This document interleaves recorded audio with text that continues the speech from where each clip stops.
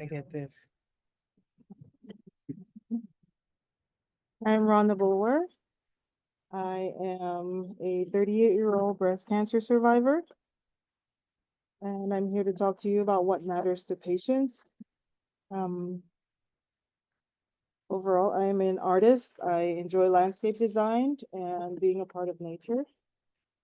I was motivated to be a part of this symposium because this topic really spoke to me. I was invited to be a part of this while I was going through chemo treatment. So it definitely helped me to ponder my own experience with this area of understanding. Uh, Before I get into my topic of what matters to patients, I want to talk about my own story that allows me to be here.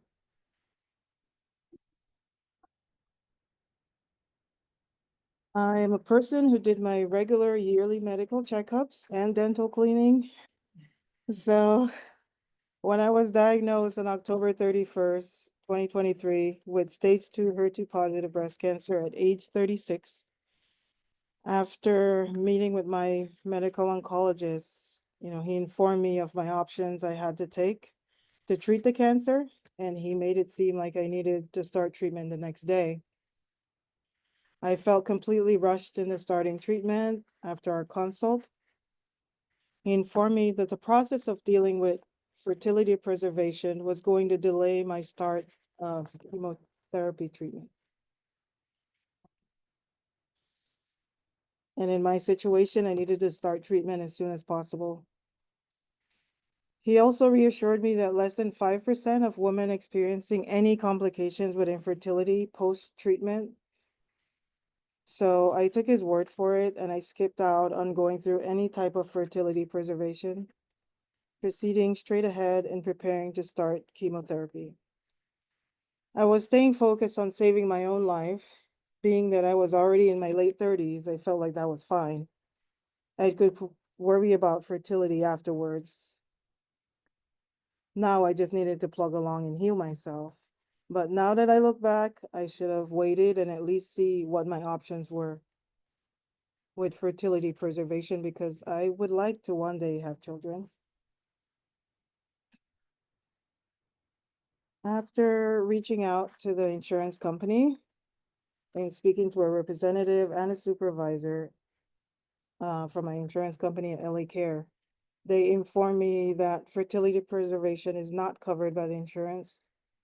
Only if it is medically necessary is it possible for the insurance company to make any exceptions. For example, the medical oncologist would have to send in a referral letter to the insurance company requesting to have this procedure done for a young female cancer patient who is within childbearing age. After that is approved, the insurance will find a fertility specialist that is within network.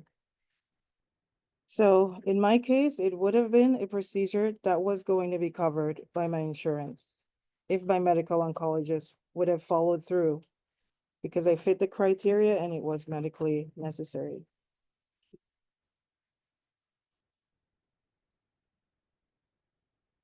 What I have learned from my own experience is that making quick life and death decisions about every process of the cancer treatment journey is difficult, and fertility preservation should be the number one step to take on that journey for young women of childbearing age.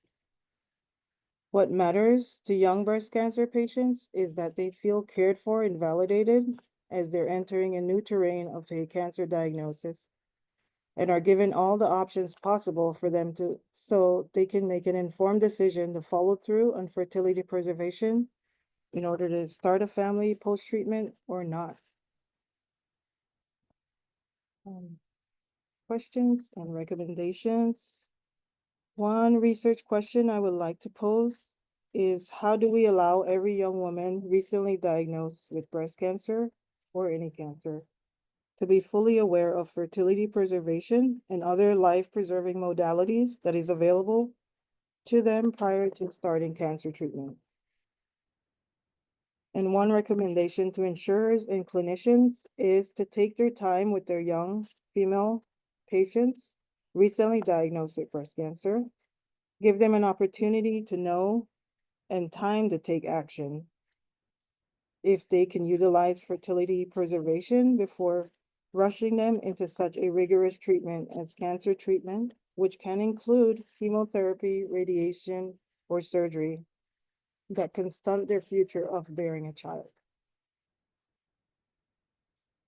Thank you all for listening to me, for allowing me to share my perspective.